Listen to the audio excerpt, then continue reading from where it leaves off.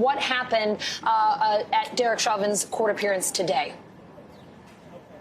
Hi, Allison. Well, it happened just behind me in this public safety building. The court hearing was very brief, and arraignment just lasted about 15 minutes. And as you mentioned, Chauvin's bail was set at $1.25 million without conditions.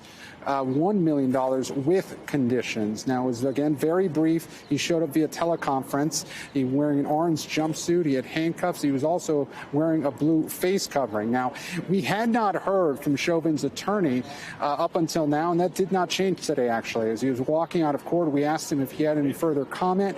He declined to comment. We barely heard from Chauvin himself. He just answered direct questions from the judge and as well as from his defense attorney, responding yes, ma'am, or yes, your honor.